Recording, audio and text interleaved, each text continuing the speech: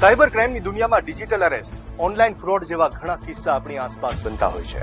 પણ ડિજિટલ ડાકુના ત્રીજા એપિસોડમાં વાત કરીશું એવા કિસ્સાની જેનું એકાઉન્ટ ભાડે રાખીને આરોપીઓએ ફ્રોડના પૈસા ટ્રાન્સફર કર્યા અને આખા ફ્રોડમાં આંતરરાષ્ટ્રીય ગેંગનો પર્દાફાશ થયો.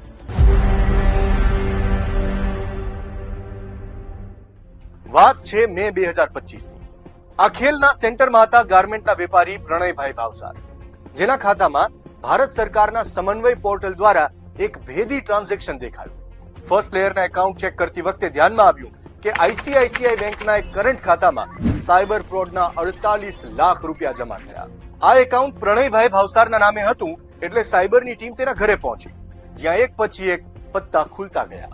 તમારા એકાઉન્ટમાં ફ્રોડના રૂપિયા જમા થયા છે. તમારે અમારી સાથે સાયબર ક્રાઇમની ઓફિસે ચાલવું પડશે. પૂછપરછમાં પ્રણયભાઈના ખુલાસા સાંભળીને તો સાયબરની ટીમ પણ ચોંકી ગઈ હતી. ધંધામાં નુકસાની વેઠનાર પ્રણયભાઈને રૂપિયાની જરૂર હતી, એટલે તે કામથી રોજ અલગ અલગ લોકોને મળતા હતા.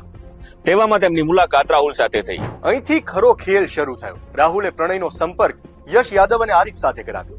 રૂપિયાની લાલચ આપીને તેમનું ખાતું ભાડે રાખ્યું અને ત્રણેયને નેપાળના કાઠમાંડુ લઈ ગયા.